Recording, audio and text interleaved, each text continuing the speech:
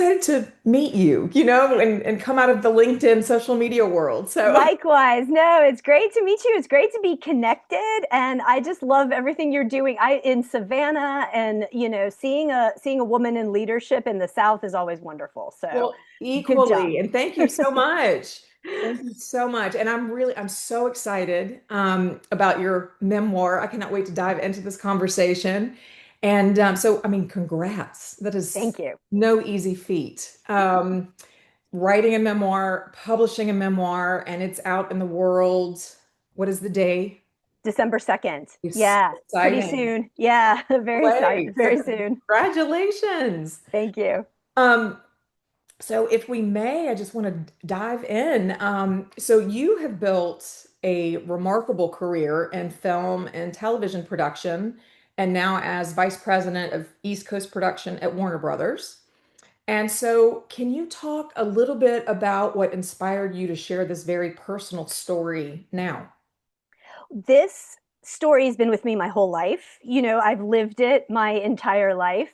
So I always wanted to figure out a way to tell it and tell it in a way that felt really authentic. And I think what made the difference, first of all, was simply time during the pandemic. I had a lot of time opened up. I could use hours that were usually taken up with other things to write. And I also found that the pandemic gave me the balance to be able to focus on something creative. Hmm. So it gave me I was able to really juggle and have continued even with the return to work and everything. I've really been lucky to be able to juggle both jobs pretty equally with a lot of That's amazing. balance. Yeah, Wow. and it has to do. There's several things. I honestly think it comes with time and experience, both of them. I Yeah. leaned on both time and experience for both avenues, particularly in the memoir. There was no way this story would have been told through my younger self. My Right. younger self didn't have the vocabulary, the Hmm. distance, and certainly didn't have the guts to go to Cuba. So that was a big difference. Since the trip was in 2017, and even though it was only 5 days, just sort of it stuck with me, and I had the patience to wait to figure out, well, how am I going to tell the story? So that's sort of the long-winded behind the scenes as to why it came out. No, I think that's incredible. And I do think that is the beauty as we get older, all of those things that you talk about. I don't think I really, I wouldn't have known that. The younger version of me wouldn't have known that. But the Mhm. experience, the patience, and, really the courage to dig in too, to write about all of these things. And the courage to understand that the story is something that's going to tell you to the courage to respect the story is, I Hmm. guess, what I want to say. The story is going to tell you what it wants to say. Agree. So, Yes. and that definitely comes from my filmmaking background, that comes Mm. from my daily experience. It's like you have to let the story grow and present itself to you, and you kind of have to see what's there. When it comes to a true story, when it comes to creative nonfiction, there's no making it up, there's no forcing the story.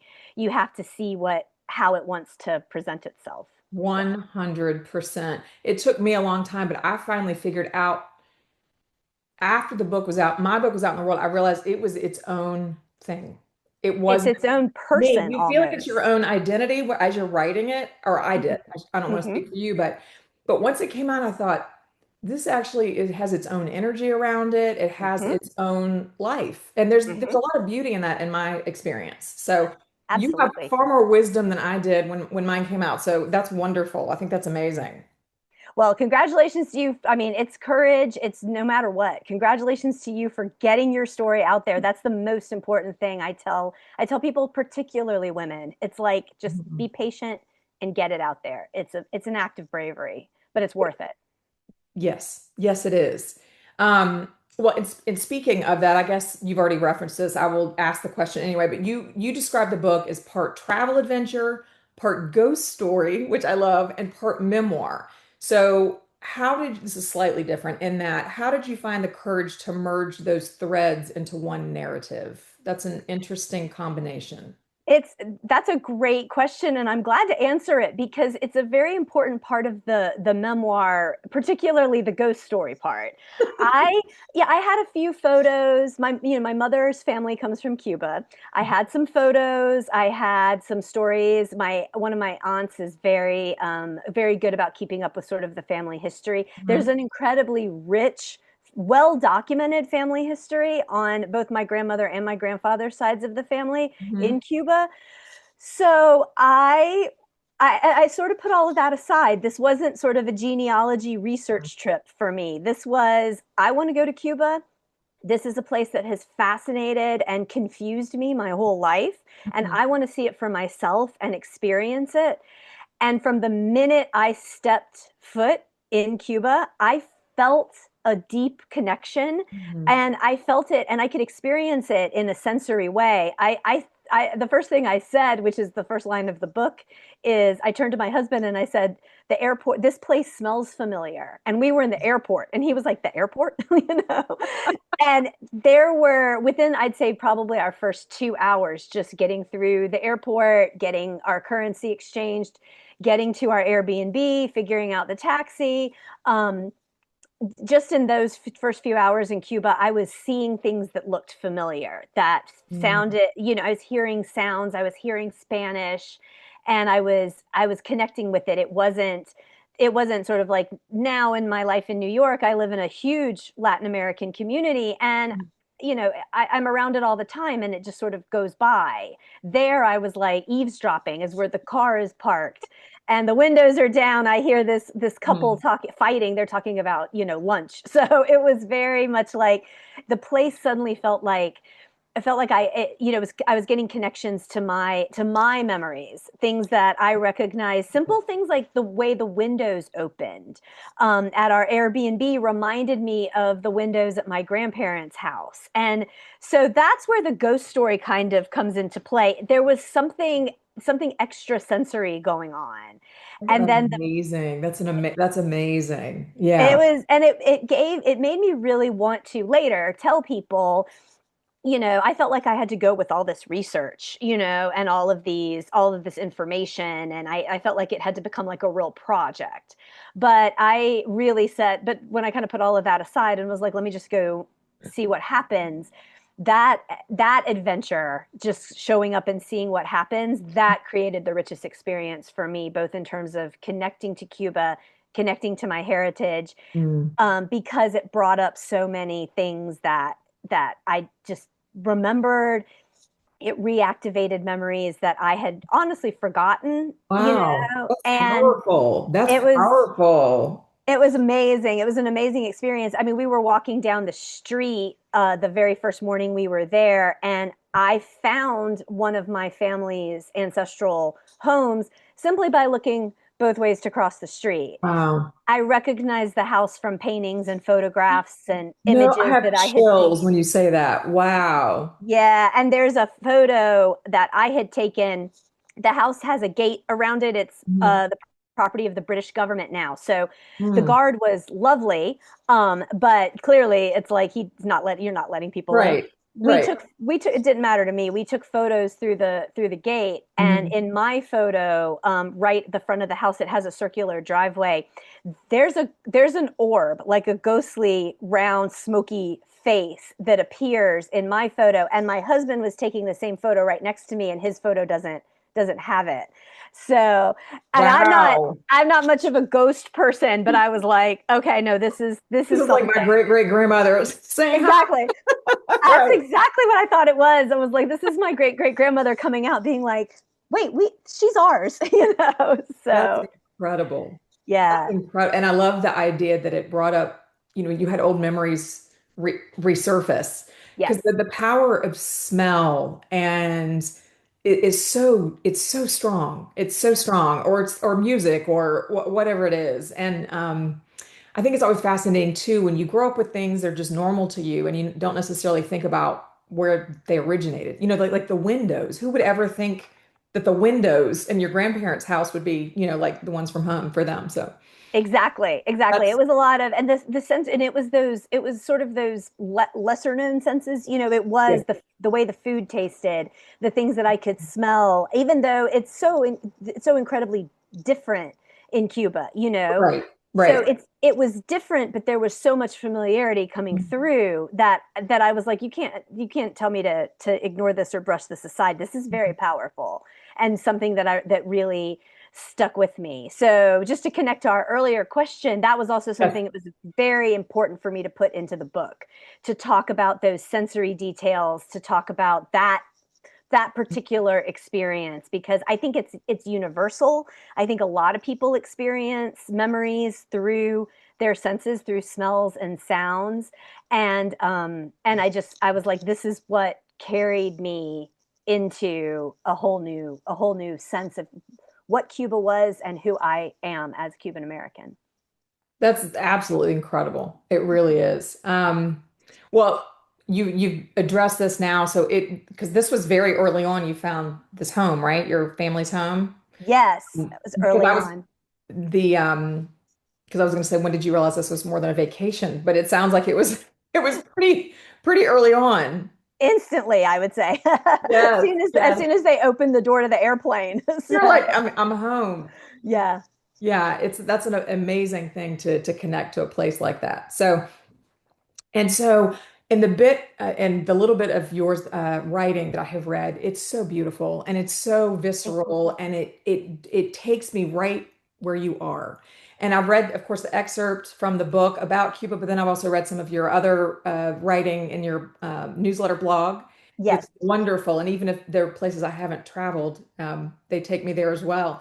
But you've written about feeling different growing up in South Carolina and learning not to show it.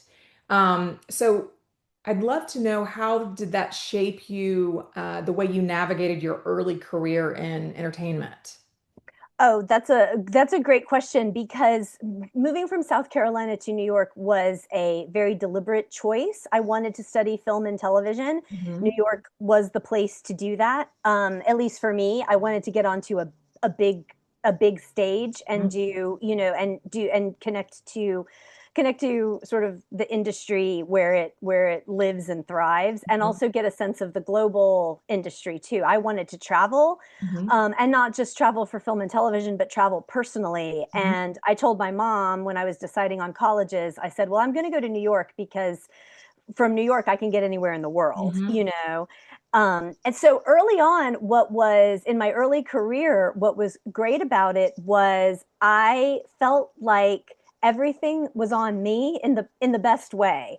I Hmm. was the one, particularly in the entertainment industry, I'm the one, I'm responsible for how I present myself, the professionalism I bring, but also building connections, and making sure that no matter how small the job, I was there, I did the job well, I showed up on time, I showed up early. I had to represent myself, and in a way I was representing women, I was representing Southern women, and I didn't realize it at the time, but I was definitely representing Cuban women, because Hmm. as I was finding Cubans all over the place. I mean, New York is the second largest Cuban American community outside of South Florida. So there's Wow. some huge communities here, and I was meeting classmates, I was meeting Wow. colleagues, I was meeting even at networking events in the entertainment industry. It seemed like they were everywhere. And Wow. um and that was also a great way to connect in a way that was so positive. Hmm. Some of my experiences with my family around being Cuban were great. My experiences growing up when I was, living in South Carolina when I was younger, it was awkward at best. It was Hmm. scary at worst. It was simply trying to figure out how to say my first name, which is Carmelina, that I felt like I had to help people out. It was almost like I was apologizing. Like, I'm sorry, this is Wow. such a complicated name. You can call me Wow. Barbara, you know? So the Mm. opposite of that when I got to New York was there are people in my early who I would could probably see now from those early days in New York who don't know me as Barbara, who only know me as Carmelina, So are because you, did you transition to Barbara because it was easier? I was always called Barbara Oh, okay. from the, but yes, Okay. my parents chose to call me, yeah, my name's Carmelina Barbara, but they decided to call me Barbara from the beginning because it was much easier. Okay. So Okay. yeah, that was it. So the takeaway for me was, you know, we're just going to put this piece of who you are is just kind of over here on the side, you know. Mhm.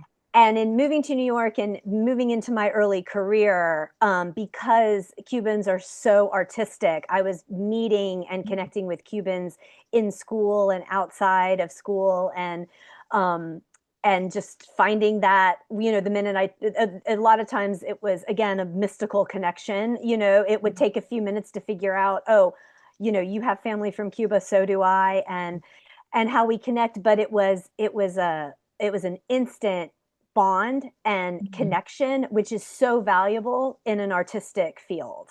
That's the Absolutely. foundation. It's a foundation for everything in business and and in leadership, but particularly in a collaborative artistic field Mhm. where you're telling a story and you're dealing with things that are so visceral and raw. It's really important to be friends with the person you're going to be on set Yes. with for 6 months. So that was good. Right, right.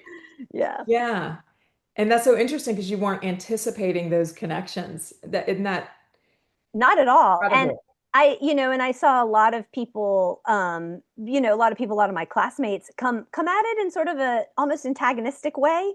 You know, it was like, oh, I have something to prove. And my attitude was, well, if I show up and do the job, that's the proof is in the pudding. I Right, want to meet people. I'm not concerned about this job. I'm concerned about the next job and right. building a career. And I'm not from here and I need to, you know, how do I build that community? And so without even sort of really articulating it, that's exactly what I was doing. I wanted to build a community, meet friends, not just a professional community, but to make some Yeah. friends and to meet people who had different experiences of Cuba than I did. I learned so Mhm. much and still do. I learn every single day. I've got like something new to learn about Cuba. It's a It's lifetime of vast. learning ahead of me, you know? It's So, vast. yeah. Cuba is a complex, beautiful, complex place, Yeah, very much. to say the least. Yeah. No, that's fascinating. And I don't know how you feel. I do feel like, especially as I look back, I'm not sure I was always aware, but I feel like certain places sort of called me to them because the Yes. moment I got there, that happened to me in Vienna. And of all places in Camden, South Carolina, what part of South Carolina are you from? I'm from Columbia. Yeah, I know Camden very well. Yeah. So we can go into a different time, but I had this fascinating, visceral, four sensory reaction when I got there, and I didn't know I had family. And I went back and we had this long line from Camden. But when I got there, this was just last year. We drove in, and I said, I have family from here. I just knew. So anyway, it's so Yeah. interesting. It sounds like Yeah. was one of those places for you. It's so interesting and it's so it's you know, it's like people think, you know, oh gosh, I don't want to lean into this. I don't want to go with this feeling. And it's Mhm. like it's powerful, don't you think, when you can Yeah. say, Yes. you know, oh hey, Yeah. I have a connection. I feel something about Camden. And then you start to dig into it. And it's kind of nice to know you were right, but it's also the discovery of this lineage that's deep, you know. It's really like I don't know, it's kind of like, wow, this is one reason why we're here. You understand sort of the human continuum, you know. It's fascinating. It It's becomes real fascinating. to you. Yeah. It becomes very real. Yes. It's Yeah. just amazing how you can feel your roots. It's Yes. an amazing thing. Yeah. Um, and so, well, you've somewhat answered this question for sure, but in my leadership series, I explore authenticity as a form of strength. And so, how has embracing your Cuban identity, I shouldn't say later in life because it sounds like you started in your early 20s, influenced the way you lead and connect with others now? I don't know if there's anything else you would add. I feel like you largely answered that. It's definitely adding into this the whole relationship building and networking. You know, it's basically continued from there, and it's making sure now that I'm in a leadership position, it's making sure now that a lot of my people, whether they report to me directly or their colleagues, you know, in different stages, either they're new to the entertainment industry in New York, or you know, they're at a different stage in their career. Maybe they're transitioning from fiction to nonfiction or vice Mhm. versa. How do they, whatever they're navigating? I just feel like the one thing that I can model is relationship building. And I feel like that comes, that you know, um, I got that gift certainly came from my early experiences meeting Cuban filmmakers and Cuban artists and other storytellers in, you know, in the artistic communities here in New York. So I've just that's sort of a foundational thing that's just continued, and how it's evolved in my career. I've made sure I've kind of continued the thread. It's like, yeah, you can be a wonderful editor. You can be so on top of things as a line producer, but if you don't have the networking, you know, if you don't have the relationship foundations, you know, if building relationships is hard for you, it's going to be hard for you, and it's going to be hard for the film and hard for what Hmm. the project you're working on, you Yes. know. And so just making sure people understand that, like, you know, a collaborative community based um, business Mhm. is important. So that's what I try to model, you know. Yes. So Yes. Um, Veering a little bit. So there's a really powerful moment in the excerpt where Cuba skips toward you with your arms wide open. So how did that sense of belonging reshape your idea of home? I that's a great question. So I love that image in the book myself, and I felt it. I want you to know I felt that when I read it. I'm so glad, because that was something that came to me later. Like, as I'm yeah we got back I didn't we got back from the trip to Cuba, and it wasn't like, oh, I got to write this book. I knew I had to do something. Several years later, when I sat down to write it, I was like, what did it really feel like? And the first image that came to me was, oh, I remember going to my grandmother's house as a child. They lived in Louisiana. So we Mhm. would drive from South Carolina to 2 days, South Carolina to Oh, Louisiana. After that long car ride, here I am getting out like, ugh. And here's my grandmother coming, skipping towards me and my brother, throwing her arms wide. And I'm like, that's what Cuba did. oh, wow. So it was very much a connection of, like, so home for me. The trip to Cuba definitely told me that home is definitely a feeling. It's something you carry with you, and it's something you grow up with. And it's Mhm. also something that will embrace you, that is all encompassing. It's all around you. There is no, I used to think I was not Cuban.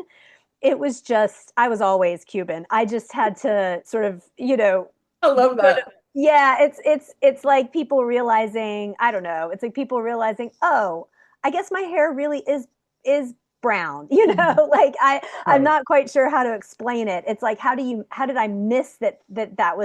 that was a part of who I was. But I think it was just a question of, like, of acknowledging it for myself, of not keeping it Right. so distant from myself, and Right. going to Cuba, and then having those powerful sensory connections, and then having it connect so strongly to my family and to my experiences growing up, and feeling so connected to the place, that all of that to me is home now. That's beautiful. That's really beautiful. I love that. I really do. Um, well, you literally just answered my next question because I was going to say for so many second generation Americans, identity can be both a bridge and a boundary for some, like what you're saying. And what have you learned about embracing the complexity, both the Cubana and Americana, without having to choose? But it sounds like you don't choose at all. They're both a part of who you are.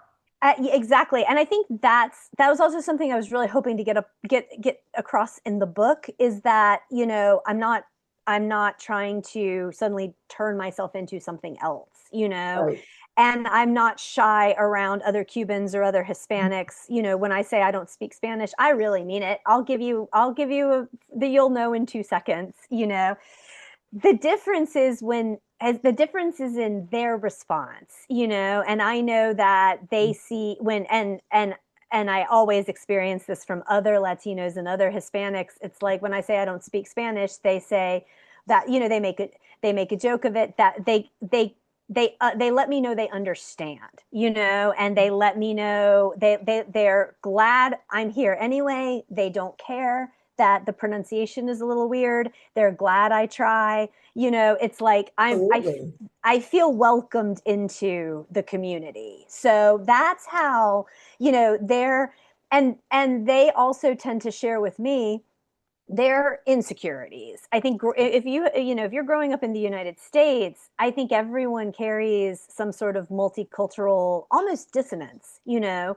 You're trying to figure Absolutely. out how to live your various cultural backgrounds in a world, in this American world. And how do we do that? And how do we do that every day? I think it's a question on everybody's mind. So when I you find agree. someone who's got like a little bit of connection, it's like we're definitely gonna connect. So Yes. I hope that helps. No, absolutely. And I've always found, Cubans, the Cuban culture to be so warm and embracing. And I mean, I'm married to a Cuban, but other than that, prior, I had no relationship to Cuba. And from the minute I got there, when I started going back in 2001, I mean, people were just so, when the governments were head to head, but that didn't matter. People Mm-hmm. were just wonderful. And my very broken Spanish back then. I mean, I'm conversational now, but people always appreciate, you can just have a conversation or bits and pieces or not, or whatever it is. So, yeah, it's always a great thing. Yeah. Um, so switching a little bit. So, as vice president of production at Warner Brothers, you work in an industry built on storytelling. So, how did writing your own story compare to helping others tell theirs on screen? Oh, that's a great question, and no one's asked me that yet. So Good. I'm very happy to respond. You know, I think everything went hand in hand. I always had, I mean, I've built my career on being more on the production side. So, Mhm. you know, my job is, I do like to joke that my job is the boring stuff: budgets, insurance, you know, camera Required. choices. Yeah. Calling legal. I call legal a lot, things like that. But there was always, I think when you get into an artistic field, you always have a creative, you always have a creative drive in you. So Mhm. even though my career was advancing in sort of a non-creative path within the creative field, I always felt, I always had my own creative practices. I wrote for a long time. You know, I take my own photographs when I travel, things like that. There was always stuff that I was doing. I also talk about connection. I also made it um, a big practice to make sure that I was very connected. And I'm lucky because I work primarily in documentary and nonfiction programming. There, we work on very small teams, so we work very closely with the filmmakers, and we work very closely in support of the creative. So it was nice for me to to be in the lead in terms of the creative on the book side of things. Luckily, with a book, I didn't need as much logistical support. Right. It's mostly a creative act. I don't need Right. to worry about a camera and a permit and things Right. like that. Right. So until now, until the marketing and everything, when I've Right. started to ask for a lot of help. But yeah, it was nice. It's definitely given me a lot more compassion and appreciation for what filmmakers are going through, both the ones that I work with and the ones who are just, you know, out there in the world right now trying to get things made. It's, you know, it's very hard to have to put on your creative hat and then have to keep it on while you're also thinking about things like cover design and, Yes. you know, and the social media positioning, things like that. So Well, it's fun. It's hard to embrace it all. It's challenging to embrace it all without being overwhelmed. But I hope I'm like figuring out the right way to dance that line. So Well, I don't think there's a wrong way. I don't. I yeah, think I that don't. it Yeah, you're goes how totally it's right. supposed to go. And this actually, you literally like went straight into this is a perfect setup for the next question I was going to ask is, leadership often calls us to be very composed, but writing a Hmm. memoir demands vulnerability. Hmm. So, how did that process challenge or free you as a leader? Definitely freed. The process was definitely freeing. It Mhm. made me feel like it made me integrate a part of myself that I hadn't integrated before, Mhm. and it helped me come forward with that part of myself. It didn't feel like I could act from the Cuban side if I felt like that was what was helpful at the moment. And to make those warm, personable connections, Mhm. to say, okay, to lean into the meticulous discipline of the art form of whether it's filmmaking or writing. It's like that's something I think is very Cuban. It's like they're very the island is full of very disciplined, very hardworking people. It doesn't Yes. matter what you're doing. It's Mhm. going to be done well, and it's going to be done Yes. right. Yes. But then there's also so much personality with it. There's jokes, Dancing. there's, yeah, dancing, A lot of music. oh, good, we got Right. we got that finished. Now we can go sit down and have Yes. some sangria, That's right. Or yeah, cafecito. Yeah. In the yeah, basitos. It's interesting. Yeah. It's yeah. interesting. So Sometimes that really warm side can definitely still, lean on in the professional side, which I love as well. it does. And and I certainly, I think if anything, it's given me a good sniff test. It's like I used to think I read the room really well. Now I know I really read the room well. It's I like it love helps that. it helps with connecting with people. It's like, okay, well, these people aren't going to appreciate a joke at this point. I Right. getting, we're a little, so Right. we're going to lean into the discipline side of things Right. and say, Right. okay, here's in other experiences and on other projects I've seen, this is how this could play out, just to give you a little, like, just to kind of predict what could happen and kind of, hopefully set some expectations. And now I can make a joke. Once everybody's calmed down, now I can make a joke. So, I love that. I and love again, it's about like the leadership. It's just really about, like, building that community and getting people feeling comfortable and feeling like they're contributing to something. So, Absolutely. Absolutely. Um, what would you say, what do you think, what role do you think cultural storytelling plays in reshaping the entertainment landscape today? oh, that's a great question. I think, and this is again something that's very Cuban. It's, to think of Cuba as a melting pot. I actually have read a couple things recently, and I'm blanking on the sources, but I'll look them up and I'll send them to you, Okay. where they compare the, like, the cultural mishmash, if you will, in Cuba to a stew rather than like a pot where you're like stirring everything together. Yes. So some things are still recognizable. You see like potatoes in the stew, you'll see chicken in the stew. The broth is where you have some, where everything kind of gets blended together. Absolutely. So that is where we are, I think. With that's the real contribution that cultural narratives can bring to storytelling. They can bring in new perspectives and new ideas so well that you don't know that there's something different going on. Yeah. There you can learn about something new. You're seeing a new form of dance or a new form of storytelling, and you don't realize that, oh, this doesn't come from this. This comes from this kind of a Mhm. tradition you might be totally turned off from if it was thrown in your face, Right. or if it was put in a certain section of the bookstore, or if it was on a certain, Right. what, a certain streaming service under a certain Mhm. banner. You know what I mean? It's like, if it's you might be clicking through, staying in your bubble.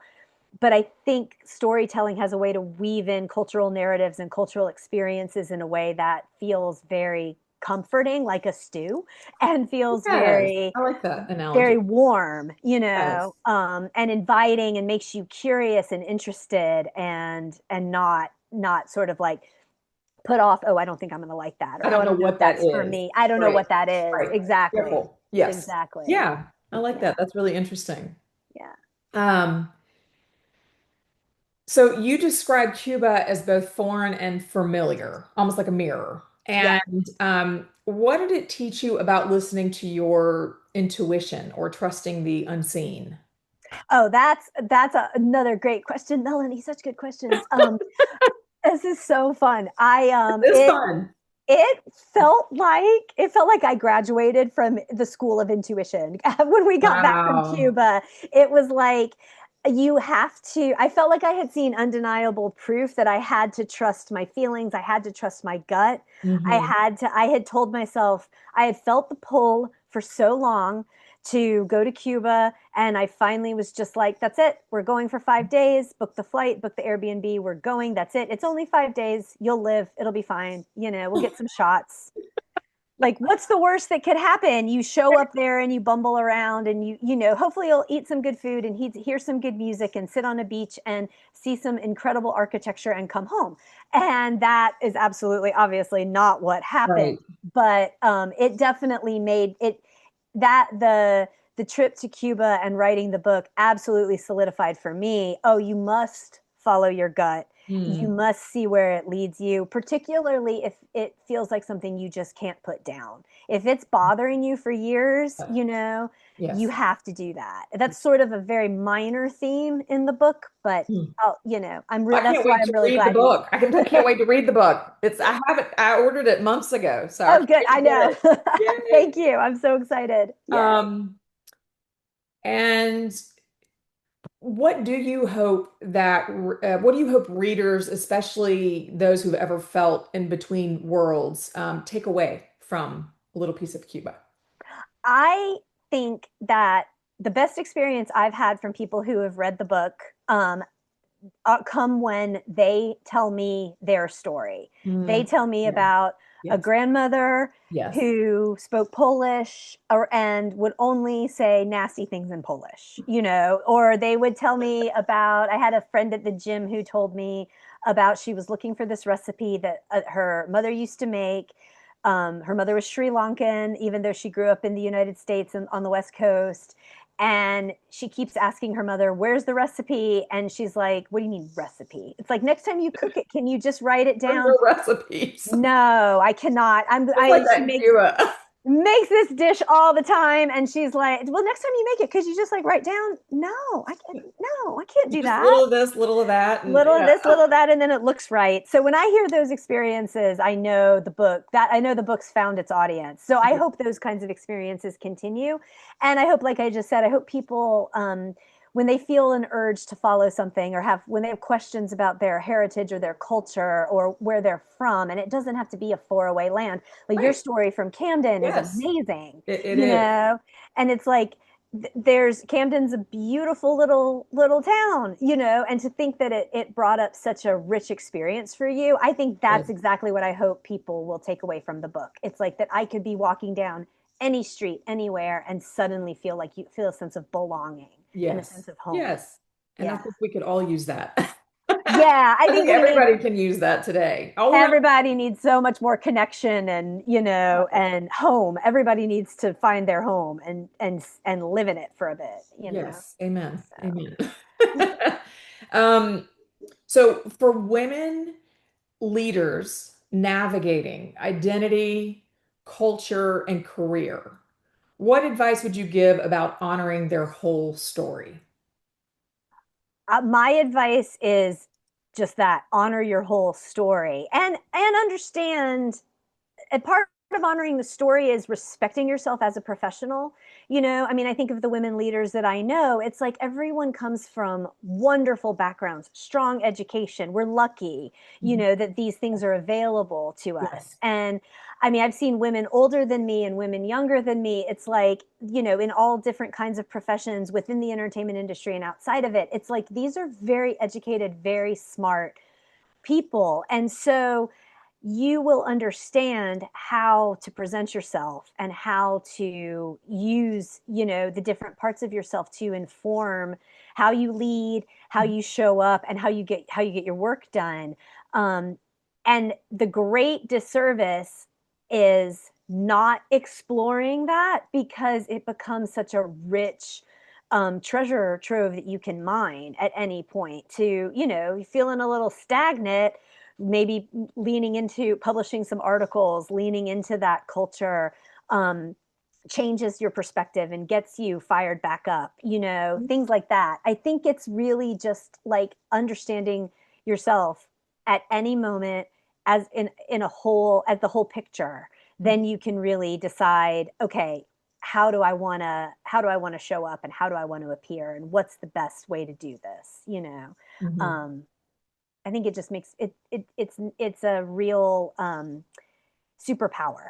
You Yes. know, it's like Clark Kent True. has his place, and so does Superman. They're Yes. both complete people, but they're together. It's like they're stronger together, something like that. It's Yes. And to you your need point both. earlier too, I my own experience as well, the more authentically you show up, the more connection there is on the other side. And the Absolutely. book is an incredible bridge, I think, because you're outwardly sharing the story with a larger audience than if perhaps you were just talking about it. Yep. But I have found there was so much gift in sharing the story because, as you said, I had no idea people were going to come back and start sharing all of these incredible stories. And some were fun and lighthearted, some were really moving, some were tough, you know. Yeah. But it was an honor to hold their stories and for someone you don't know to come share a story, whether it was email or at a talk or an event. And I'm so excited for you to get out there and talk to more and more people. And that's so exciting. There's so many wonderful connections on the other side of it. So Yeah, yeah. It's like keeping the dialogue going, and like you just said, like people need homes. People need to come home and find good spaces in this world to connect with one another. It's important. it is. Well, and I was Yeah. just going to say, finally, how would you define home now? And I think you just did that. I think I just did. Yeah. It's You anticipated definitely my next question. Yeah, Um, it's definitely about feeling comfortable, in your own skin, and also making sure that there's an environment, there's a space where other people can feel comfortable too. yeah. It's like if people can walk into your house, whether it's the actual four walls, or just, Mhm. the spirit of your house, and if they feel comfortable and you feel comfortable, then, we're at a much better place than we were if we were to stay separate and try to keep those boundaries intact, try to Yeah. protect something. It's like you can protect something, you don't have to share everything, but No, with you can still build connection. And that, I think, is a good reminder once in a while. absolutely. Um, well, I would, I mean, I feel like we've addressed this so much, but I guess in closing, in a line, how would you describe the power of authenticity?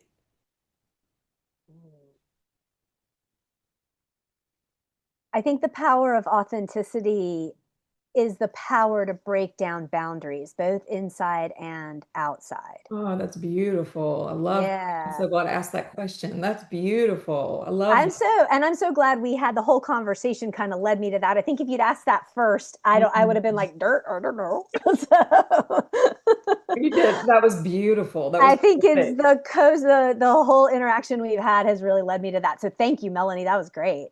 You know. Yeah. No, Yeah. it's so wonderful. I'm so excited for you and your journey and this is fantastic. So tell me where when and how can people buy your book and share any details you would like to?